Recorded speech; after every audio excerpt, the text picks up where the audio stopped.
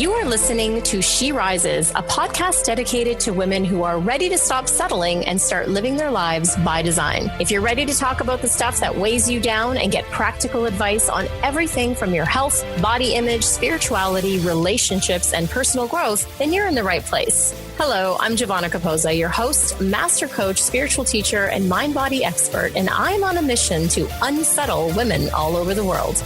Are you ready to rise?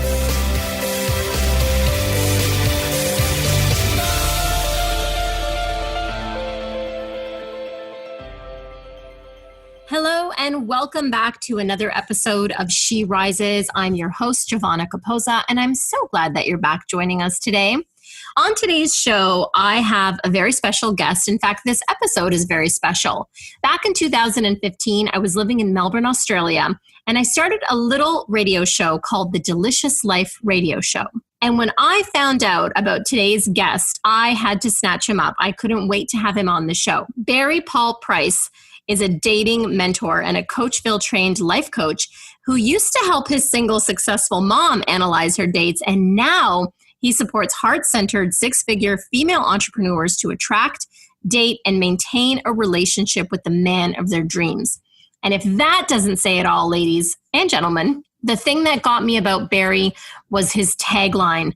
His tagline says, "How to date men, not boys." And when I read that, I thought, oh, wow, I know exactly what you're talking about. Ladies, am I right? For those of you listening, have you had experiences dating what I like to call the man children, right? They're either emotionally immature or emotionally unavailable somehow, or they just don't have quite their you-know-what together. You hear me? Yep, I got it.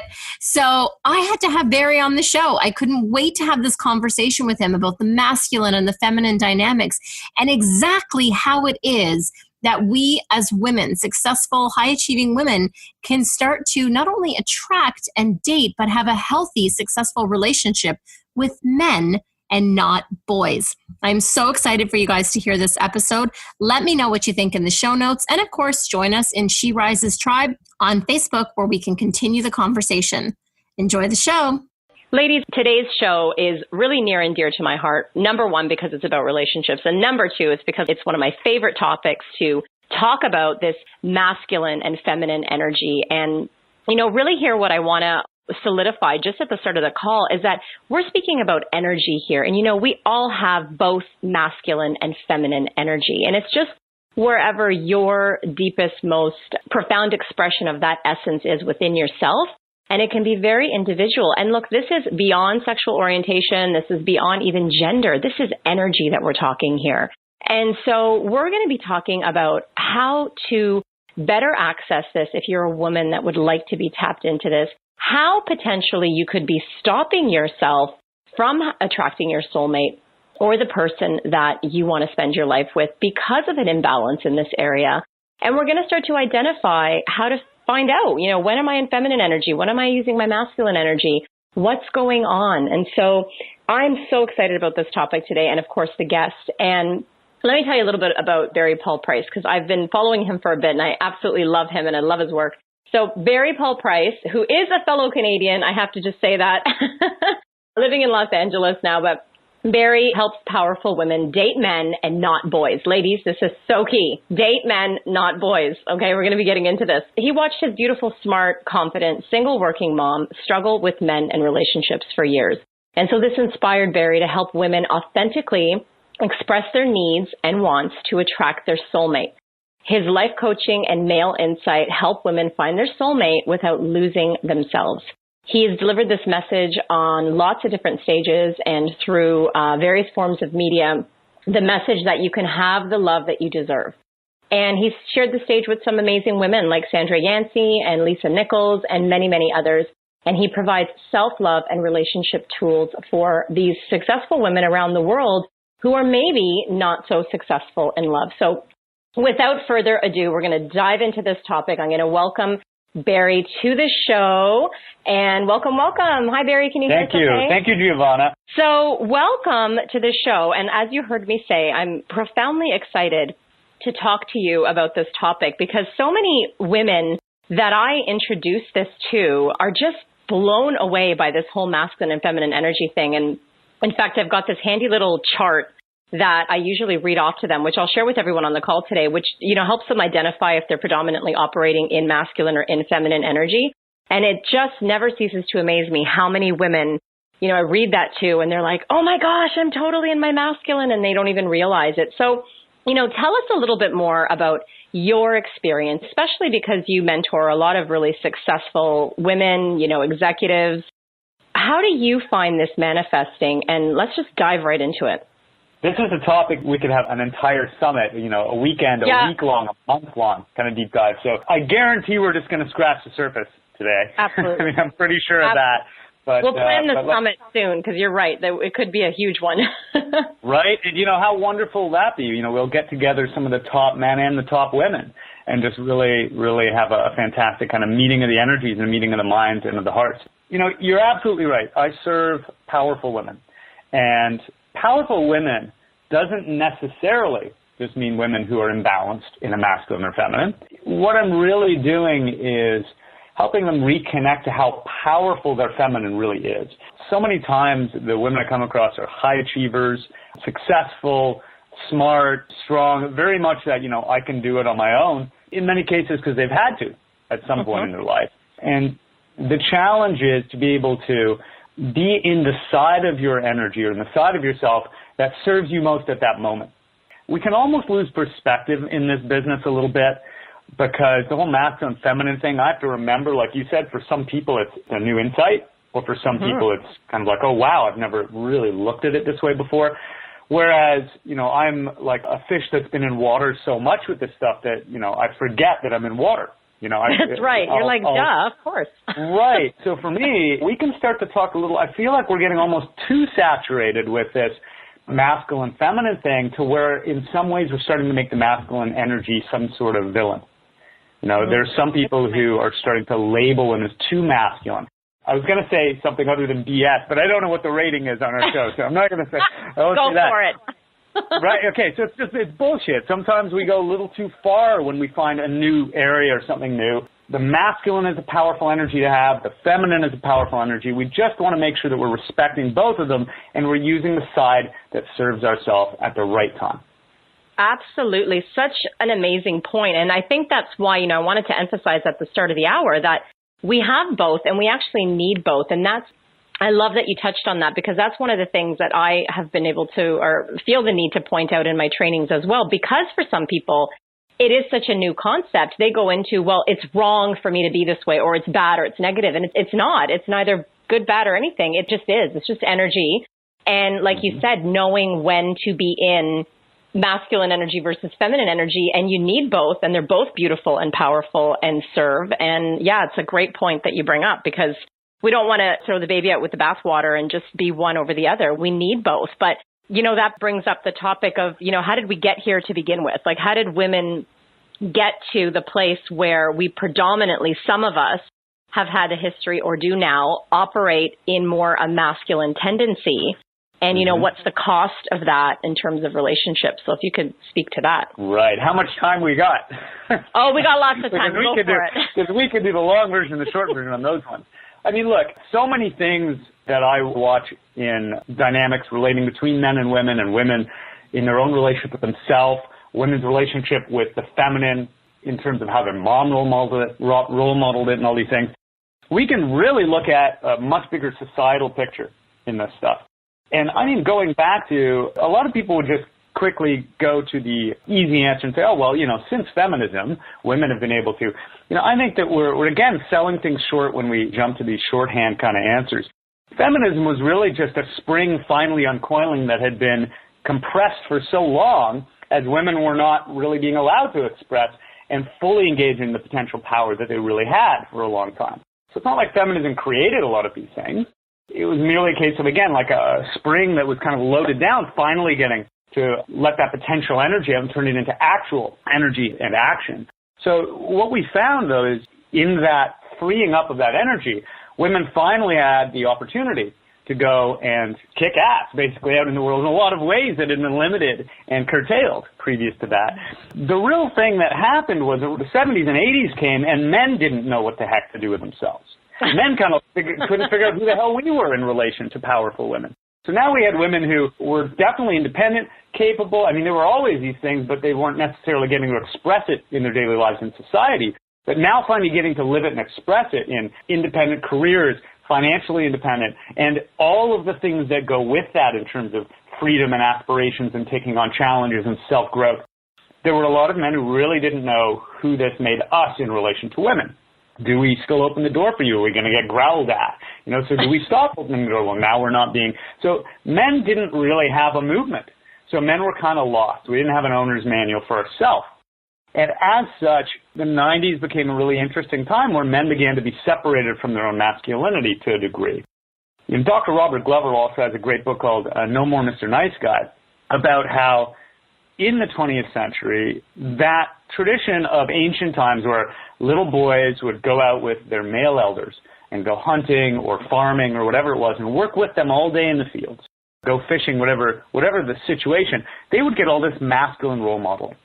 But by that 20th century, with the Industrial Revolution, people working in factories and offices, that was gone all the time. And you were either in a classroom with mainly female teachers until the time you were well into your teens, and mom at home. So the masculine role modeling already had been kind of gradually decreasing for men.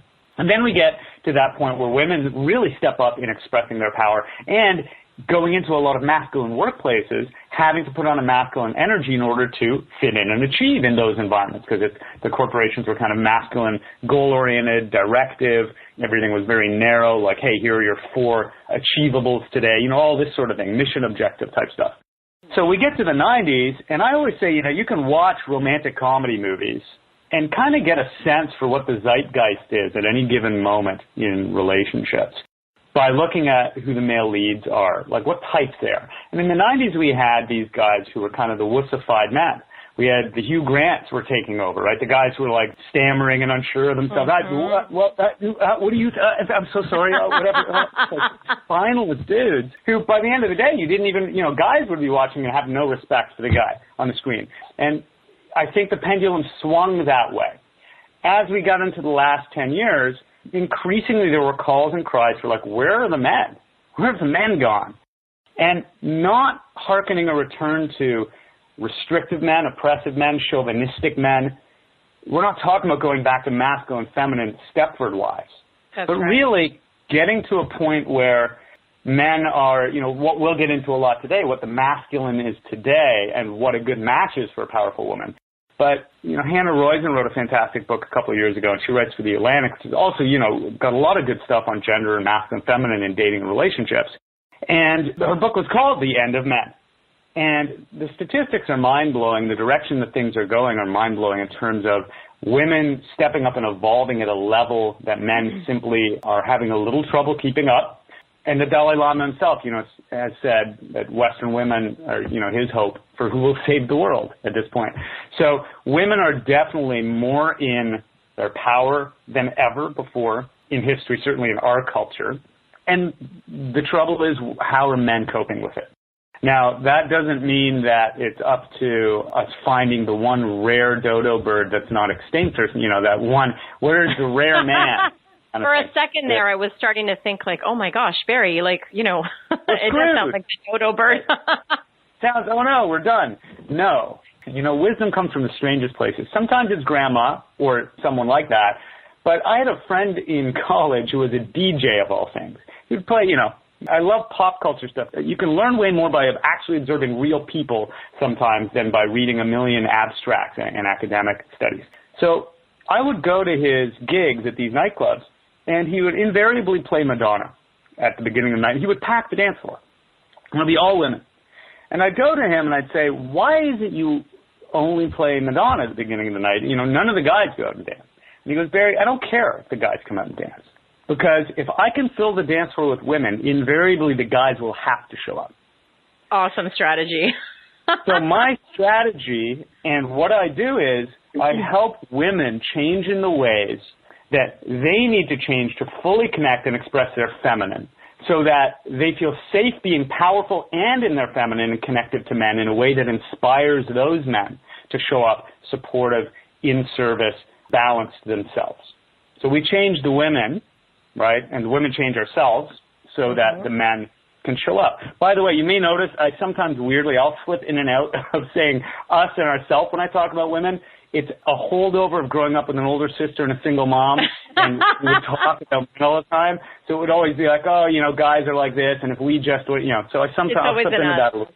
Well, hey, I think it's perfect, though, because it helps us relate. But, you know, awesome points. I mean, so many amazing points that you brought up there. And if you're right, like we could just go on and on and on with this topic so many times. But I think it really is it's changing the paradigm. And so many women have gotten lost or given up and just think like, where are the men? Just like you said. And it's this differentiation, and I love that this is where your passion, my passion is, and what we teach, because it's a differentiation between power versus force, right? And so force is something that's more of like a masculine energy to it, right? And power actually is innately feminine. And so what I have seen and found, and both with myself personally and even with clients, is almost this feeling that we know we have this deep sense of power within us, but it's this feeling almost that it needs to simmer down, or it needs to just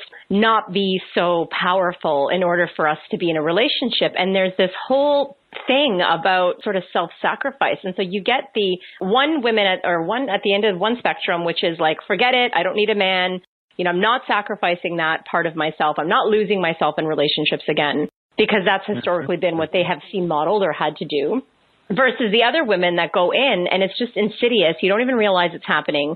And before you know it, you're sort of dimming your own light because, unfortunately, you're with a man or with a boy and not a man. So I would love for you to share with the audience what the traits of a boy are versus a man, because I know that I personally have dated a lot of boys in the past and some men, but I would love to hear from you. What is the difference between a boy and a man? And maybe they should redo the song, Mamas, Don't Let Your Babies Grow Up to Be Cowboys, and just say grow up to be boys. That's right. I do a full 90-minuter on this one, so I'll try to condense it as well as I can. Yeah, condensed milk here. Okay. So condensing that, traits of boys, just to be very clear, and I also have an assessment of this, a 50-question thing on it, but to hit the main points, one of the ways you can define a boy very quickly is, you know, he's the Peter Pan. He's that guy that emotionally hasn't wanted to fully grow up, and he's really spending his time kind of trying to stay safe emotionally in his teenage years. So the outward traits kind of become fairly obvious, and you can kind of spot those traits fairly quickly because he's not holding up his end of things. You know, you're making the decisions. You know, he probably doesn't have his finances sorted out and isn't stable. He's probably not emotionally available. He doesn't follow through. He doesn't challenge himself. It goes on and on. And sometimes the effort to avoid having to date another boy, having to feel like someone's mom for the 500th time, women will mistake a man for the opposite, meaning they'll look for the opposite. Right? They'll be like, let me try to find a guy who seems super confident, super put together, super masculine. And they'll literally get fooled, again, by going for what's called the hostile masculine, the guy who's maybe not confident but arrogant confident, almost tries to be a little swagger and domineering and stuff, but literally it's a thin veneer that's hiding his own insecurity. Right? Go see 50 Shades of Grey or read the books. I wouldn't wish that on anyone because they're horribly written, but they do tap that desire to find a confident man who's worthy of surrendering into. But what you find over the course of those books is by the end of it, he's insecure, he's afraid of women, he feels he'll be consumed by women and controlled by women, so he has all of these things he's trying to deal through by acting super confident and in control and dominant and all this manly stuff. That's bullshit, unfortunately. So, perfect. End of the day, I think it serves us better always to focus on what we're looking for and what we want than what we want to avoid, because otherwise we'll just spend time in the negative. So let me just quickly, I'll list the 5 traits, and you may have actually listened to the training I did, the 5 M's to tell the right man from the wrong boy, so how to tell men from boys. But I'll just list the 5 M's quickly. So the first M that signifies that it's a man is maturity. He demonstrates maturity, and there are different types of maturity: emotional, social maturity, like what kind of people is he hanging out with, spiritual maturity, financial maturity. That's the first one. The second one is, does he have a mission? Boys tend to have jobs that really they're not that emotionally invested in. It's not important to them what they do for a living. They're clocking a paycheck or playing online poker or something. But when a guy has a mission, it's deeply meaningful and in alignment with who he is. I think every woman can respect a guy who's a fireman or trying to do UN work to save children in Africa, or, something deeply purposeful, because this is a guy who has a mission. This leads to, number 3, the masculine. So in the masculine, it's, again, we've touched on that. We're going to get much deeper into that, so I won't get too into it here, but it's that idea of polarity. He's able to have both sides, but he's able to be, goal-oriented. He's able to really make decisions, feel empowered in that side of himself, and not be intimidated by someone else who has a developed masculine, because his is underdeveloped. The 4th M is myself, as in I know myself. I know who I am, right? I have convictions. Boys generally don't know who they are because they've never had challenges in their life. So they've never overcome things to have conviction. So when a man knows exactly who he is, he knows what he stands for, he knows what's important to him, he knows what his values are. These are the kind of guys who are able to say to you, my family comes first. I will do anything for my family. And they'll say it with a high level of conviction. The thing about a guy who really knows himself is he's able to set boundaries with his partner in a way that she actually really respects that he has that level of conviction, because it's not coming from a place of him disrespecting her or denying her anything. It's just coming from him knowing who he is and what's important to him. So he can say no lovingly in a way that's respectful, because it's about who he is. And then the final thing is, the M is he makes you feel safe, right? So he makes you feel like he's got your back. He's there. He's there emotionally, financially, physically. He's there to step in if you need something. So those are my 5 M's. If people want to get into the full deep dive on it, I think the last training I did online is at webinar replay 23. So what would it be? datemenNotBoys.com/webinar replay numbers 23. So webinar replay 23, cool. And then they can watch the whole deal. Yeah, we'll look that up, and actually we'll include that in the replay mailer that goes out, because that would be really great. So, this leads me to, you're a man sharing this with me. Obviously, I'm sitting here listening to this going, yeah, of course, like absolutely. And I work with a lot of women that get to this place where they're fed up, they're tired. As you said, they've got other, what together in the rest of their life. And this wait, hold on. Falling short. Why are you encouraging me to use this language and you won't? That's not. All right. How is school I'm going to do it. I'm trying to be too ladylike here. So they've got their shit together in the rest of their life, right? But anyways, what's that? That's applause. I'm clapping for that. Awesome. We're totally encouraging swearing here. But anyways, that's okay. But hey, it's my show. I can swear if I want to, right? So I have these women, they come and they're like, I have this going on, and this seems to be working, and this seems to be working, and this area is always falling short. And this is beautiful, like these 5 M's, maturity, mission, masculine, myself, makes you feel safe. It's gorgeous, amazing. And then I bring it back to, if you want all these things, and women do this a lot, it's like, well, I've made the list. I said that I wanted this, and I said that I wanted this, and they've done all that. But then I always bring it back to, where are you showing up as these things, right? And I know that's one of the things that you also talk about and teach about and preach about, because it's like, well, we can say that we want these 5 M's, but at the end of the day, how are we showing up? So can you talk a little bit about that? Yeah, I could talk a little or a lot. I'll try to keep this one short too.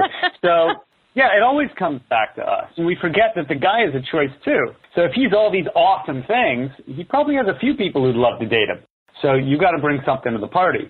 And it tends to be that the people we attract are either a reflection of us because they're similar, or they perfect teeth to fit our wound, meaning they are the exact person to antagonize exactly what we're fearful of. So, yeah, we have to always start with ourselves. Marianne Williamson has a fun little thing that she did in one of her live talks, where she has people visualize, and think about their Christmas list, as it were, of traits that they want in the ideal man. She's like, oh, he's tall, he's handsome, he's well off, he's all these things. And she's like, okay, now why would he want you? That's the thing. And then she lets it sit.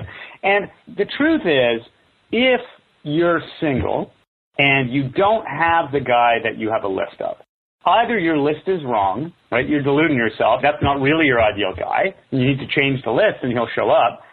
Or you need to look at whether you are being the woman that is the right match for this person.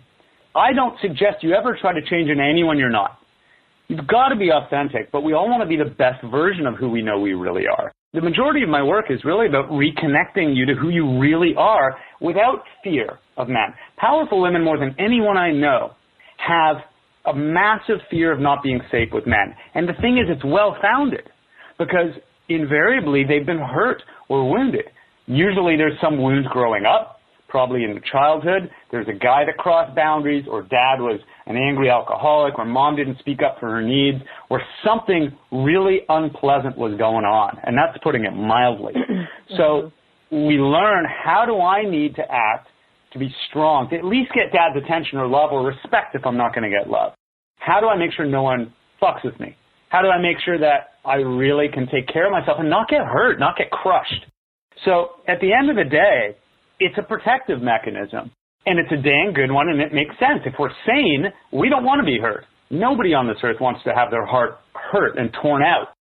So when we get out into these relationships and we're protected, and we have those kind of iron doors of the heart that are closed, it won't let hurt in, but it also won't let love in, because we've stopped letting people really get intimate with us. And we'll either do it by keeping them at arm's length, through not needing others for things, or at least putting that vibe out. Even though we say one thing, we're not acting that way. Like the client of mine who wasn't getting dates until I explained to her through some role play that she wasn't creating a scenario where the guy could even picture himself in her life. She would talk about how great everything was in these trips she enjoyed taking with her mom. And they'd be like, okay, that's awesome. I hope you enjoy it. No room and for so then me. she started to pull back. Yeah, no room for no. I don't see where I fit in. Men want to somehow see where they fit in. So she began to pull it back and be like, yeah, you know, I love taking these drives up the coast to San Fran on the PCH with the top down, and you know, it would be even more fun if I was sharing it with the view with another person. Suddenly she starts getting asked out. So this protectiveness, that I can do it all on my own, it's a great way to feel safe, but you'll gradually be drained because you're doing all the doing. You're not getting the support. You're not receiving. You're doing all the giving and taking care of stuff. So what do we need to do? We need to look at ourselves. We have to start by looking at ourselves, though. How are we protecting? What are the subconscious fears that are coming up? And for instance, do we really need control? Powerful women, in my experience, tend to either want control in the relationship to create certainty because that feels safe. Of course it does, and of course we want that if we've been hurt. Or they'll do the exact opposite and not date a guy who they're settling for, who they can control because they lose respect for them anyway. They'll get attracted to the bad boy, or the guy who has chemistry, or who they know is bad for them. The exact opposite, because they're looking for that excitement and uncertainty now. So do I have to be with a boring, nice guy, or am I always going to be with guys who don't call me back eventually, they're unavailable, they cause me anxiety, I think I'm going to be abandoned? And either way, it's like choosing between two horrible options. Do I want to be shot or knifed? And then eventually it's like, I'm not even going to date. And so then you wander into the desert and feel lonely until you can't take it anymore. And you choose one of those options again. So it's like, do I want to die of thirst or drink the poison water? You know, either way, these things don't work. So we got to start by looking at ourselves and releasing the things that are causing this pattern. Yeah, perfect. I mean, and it is true. You get to this point where you're always spinning the same story. You don't even know that you're doing it. It's unconscious, but you're spinning the same story. And like I say, like you keep recycling the same guy, or you keep recycling the same relationship. And, you know, I see this happening on the other end too with men, because I've talked to a lot of men who unfortunately have been wounded by women, you know, so like women sit on the whole, well, there's been a long history of men sort of repressing women and all of this stuff. And even in our society as women, right from a young age, we're actually taught to fear men. It's taught. So we've got to overcome this, plus of all of our life things. And then I see from the other side, the men that I talk to, how they have had horrible experiences, and they have this whole thing about women, you know, and how women are and all this thing. So it really just all of that to say that it boils down to, men or women, whoever you are, whatever spectrum you're on, is that you've got to take it back to yourself. You've got to do the deep work. And like you said, getting into that authentic place, like what is authentically you? Who are you authentically? And then growing and nurturing that, because everything else comes from that. And you can't get anywhere unless you look at that place. So it's beautiful. I love that you touched on that. Or wait for men to change. Could be waiting a while. Yeah. Not that there aren't some men who do, but, you know, when I got into this space, I actually started out I wrote a book and was working on coaching men, okay? Especially men who needed to build self-confidence. And I spoke to so many people in these relationship, love, and dating fields that were like, over 95% of the people in this space are female, of the customers, the people willing to be led. So at a certain point, you think back, you go, let me play Madonna and get the girls on the dance floor, and then the guys can figure it out or be alone. Yeah, absolutely. That's great. I love it. And I love Madonna, so it's fantastic. Well, let's talk about her just for a split second. There's a great example of a woman who didn't dim her light, did not worry about whether men could handle her. Look, she was provocative, and we've got to also be able to separate how much of it is for the persona, for the brand and marketing and selling records, versus who she really is in private, which probably none of us know. But certainly someone who has a fierce feminine as well as a strong, developed masculine and is able to use both. Yeah, absolutely. And really, I think the biggest thing for me, mostly because it's been part of my own journey coming up into this, but in all the women I see, is to not go outside of yourself to define who you are, not go outside of yourself to get, it's almost this energy I see in a lot of women where it's like, go out on a date with a guy and, I've had this conversation with male friends of mine and they actually feel it on the other end where the woman, goes out on a date with a guy and it's like immediately sizing him up as to where he's going to fit into her life and how he's going to be good for her and serve her. And so coming from this attitude of like that whole Janet Jackson, what have you done for me lately, right? As opposed to really working on yourself and seeing, what do I have to bring to this? Like, where's my awesomeness? How can I serve? Right. How can I share? How do I fill my own cup? Look, there's nothing less attractive than someone with unmet needs wanting their needs met by you. I mean, what does anyone respond to better? Walking into a store where someone lets you kind of browse and then says, hey, if you need anything, let me know, right? Or says, oh, by the way, these are on sale and this is, or someone who runs right up to you and is clearly trying to get you to buy something because they'd like to make a sale out of you. We can feel it all over someone when they want something from us. Mm-hmm. So this idea of, it's also about attachment, being non-attached to the outcome, because always stems back to the fear. I'm afraid I'll end up alone. I'm afraid I'm not lovable. I'm afraid I'm not good enough. When am I going to find a guy who actually will want me? So then when that person meets somebody, they're already looking for all of these cues. They're either in that fear and they're looking for hints whether he's going to stay or be interested, or they're thinking into the future. Like, oh, this guy, he got a day job, and I wanted a guy who was rich and owned his own business because I'm going to end up having to buy myself my own vacation home because he can't. This is a guy you just met. Right now it's just Doug who you shook hands with. Not right. Man. You're not planning to buy a vacation home. So that attachment to outcomes starts to make us takers and wanters and, the Santa Claus, gimme, gimme, gimme, making the list, as opposed to showing up just being so much of who you are and so joyful and loving, connected, and self-accepting that you shine, that you are absolutely glowing in a way that's irresistible because they're going to then show up with what they have to offer and what they do well. I mean, that's ultimately what you want to be able to do. That's what you want to be able to do. Yeah, cultivating that inner relationship with yourself. And, you brought up Marianne Williamson. There was another live stream actually just recently did that I was watching, and it was this whole, she was having a conversation with this woman, and it was about, these guys I keep meeting, and they're like this, and they're like that, and she empathized with her to a degree, but then she made the comment of, like, nobody is here for your personal use. Like, nobody is here to fulfill your needs, right? And I loved that. Right. I mean, you can try to pay someone for that, but I mean, this is where we get into this transactional type of relating. It's not soulmate love. Right. Get honest with yourself. You're looking for a soulmate, or you're looking for a trade partner, where it's like, you know what, I want certain things out of them because I don't have that. And, in return, expect them to want something. I have clients who are working through lifelong patterns where they've been too valued too quickly for their looks or for sex.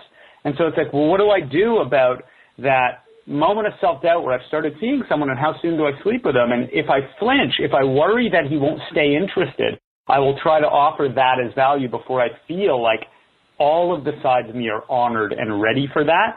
Doesn't mean there's anything. I don't really care whether somebody has sex on a first date, a fifth date, a 50th date. What matters is that you are absolutely in alignment with every part of you being ready for that, not just the part of you that's in a rush to feel connected or reassured that there's a connection when maybe the inner child inside of you still doesn't feel safe entirely, or the protector and responsible side of you still would judge you for it and have misgivings.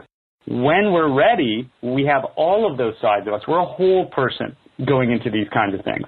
It's just amazing what any part of us that's an unmet need or a fear, any slight deficiency or gap in us is going to create a landmine in the relationship that will sooner or later blow up in our face.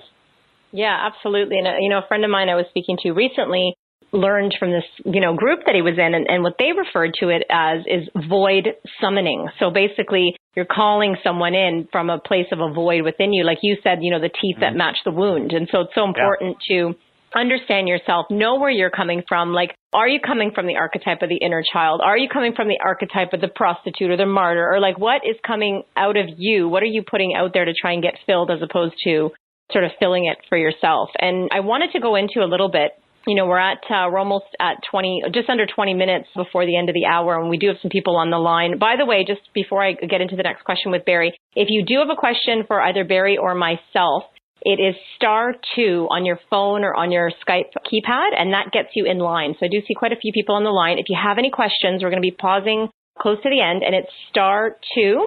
Either on your phone or Skype keypad. And what that does is it raises your hand, and I see that you're in line and ready to ask for a question. So we'll get to you when we pause. So *2, you can start pressing that right now, and it'll get you in line. So where I wanted to go next with this is this idea of the soulmate, and there's been so many definitions of the soulmate or the twin flame or all these airy-fairy things. And, your soulmate's supposed to push your buttons and make you crazy. And then, no, your soulmate's supposed to be total bliss and blah, blah, blah. What is your definition of soulmate love? There we go. First of all, overused word. It's overused because there are insufficient words to describe it. And here's why. When I was considering this interview, and I always do prep, and I sort of think about stuff, and I was reading through some of your blog posts and your stuff, and you had done one recently on the list of which energy someone's in, masculine versus feminine. And just going through it, it really occurred to me how often we get sucked into looking at this entire area, whether it's masculine versus feminine or soulmates, entirely through a very masculine context. Because simply by always wanting to define, to create these clear delineated labels, to narrow down, to use words to lock in and specify, it's all very masculine energy. And we're trying to use masculine energy to figure out a feminine and masculine balance part of ourselves, soulmates, to figure out what is feminine and masculine, but let's do it through masculine process and definition. So I feel like, and notice I say I feel, not I think, to a certain degree too. I did notice that you said that, by the way. You can also drive yourself crazy watching yourself too much with this stuff. So, and you know exactly what I mean when I say that. So we don't want to overdo it. One of my big things with clients is I want you to learn all of these things like dance steps that you don't have to think about later. That you can just forget about all this stuff and just be you. But in terms of the feminine versus masculine or soulmates, it's really important that we just start to honor that part of what is feminine is to be in an evolving organic sense of yourself, to be in connection with just what you're feeling about it, what your sense of your being is, rather than a label, rather than am I currently doing this word or this word. And even in setting up feminine and masculine as feminine versus masculine traits, it's an extremely masculine, anti-confrontational psychology that we're using, even to do that. Very true.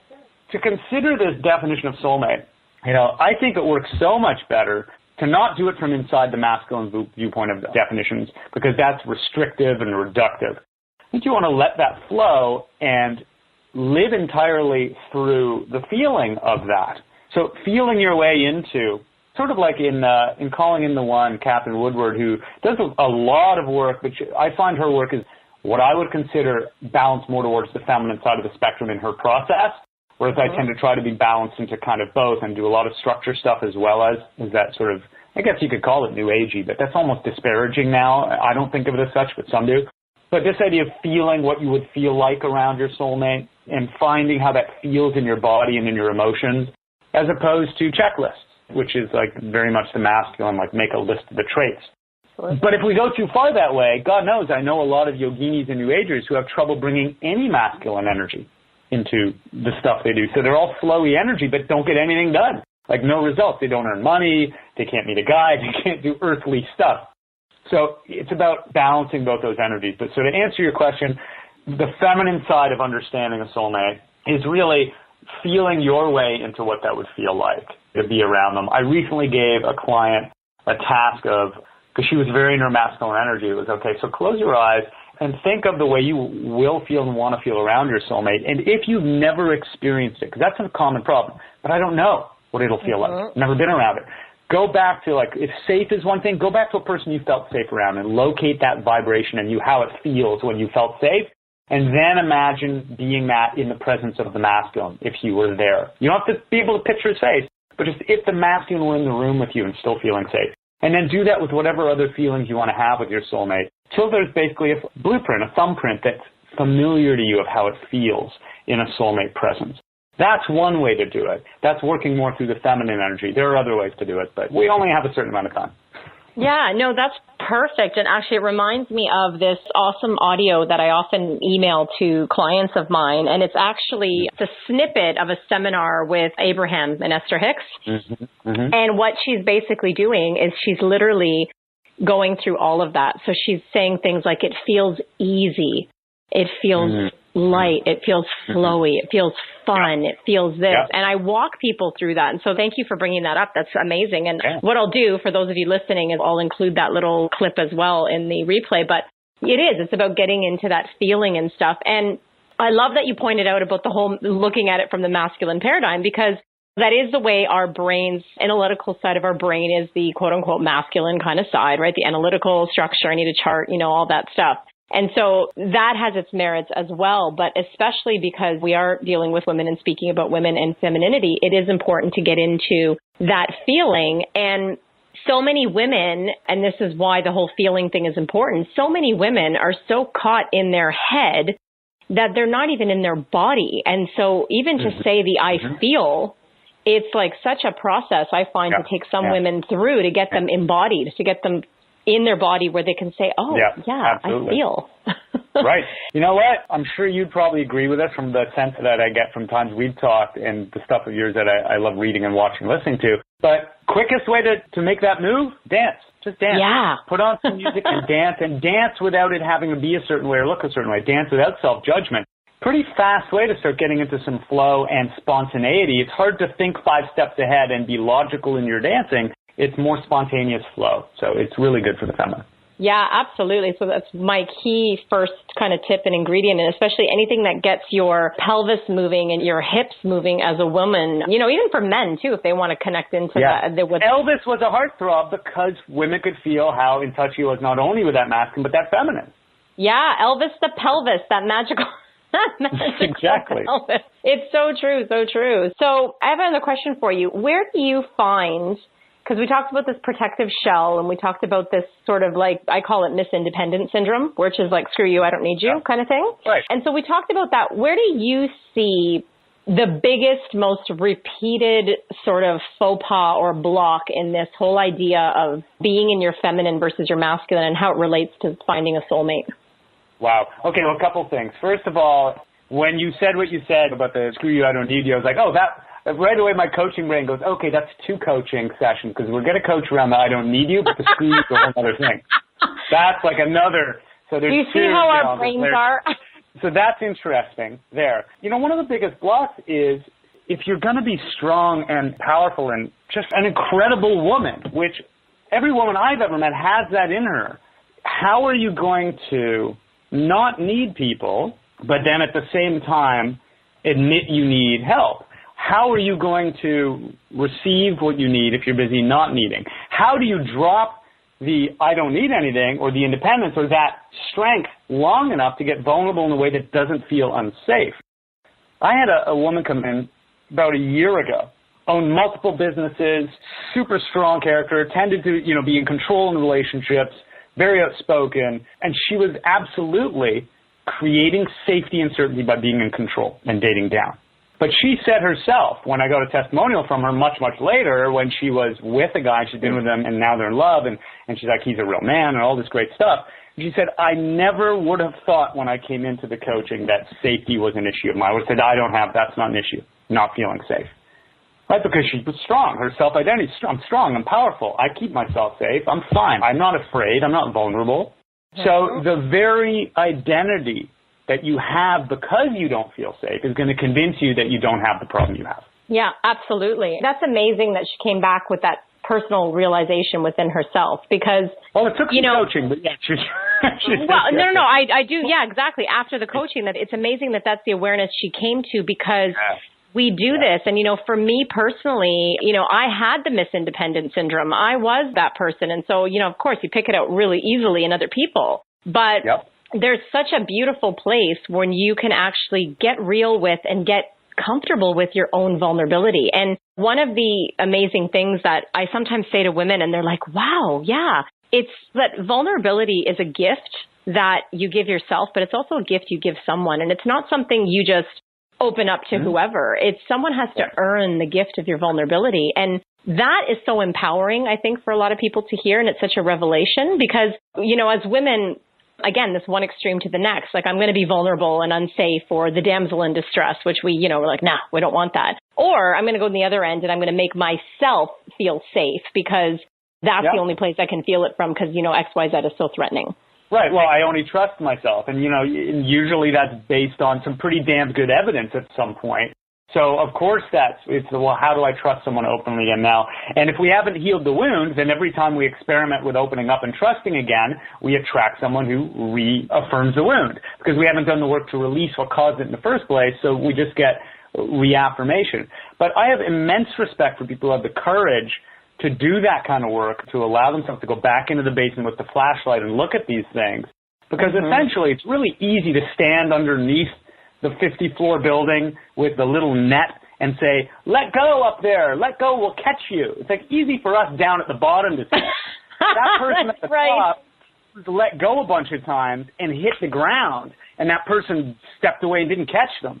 How do you overcome all of that? And the irony is the work that we do is precisely to help not attract people who will let you down and to precisely make sure you do feel safe enough to just let go and be able to know that good things will happen for you.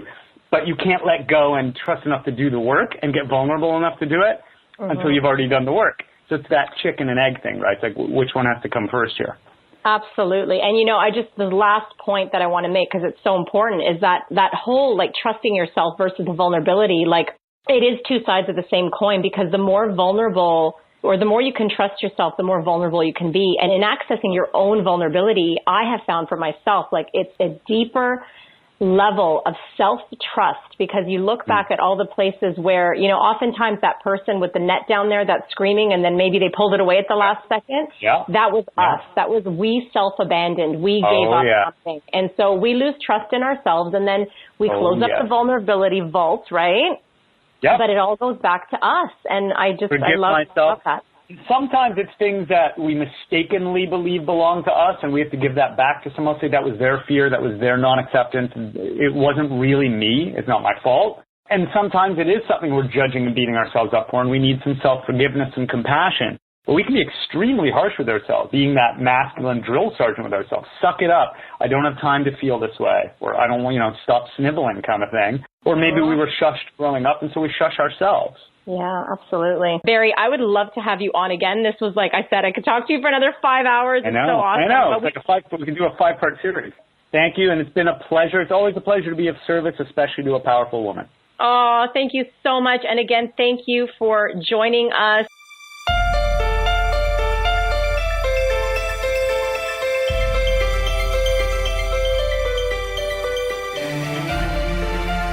Thank you so much for tuning in and keep rising, everyone.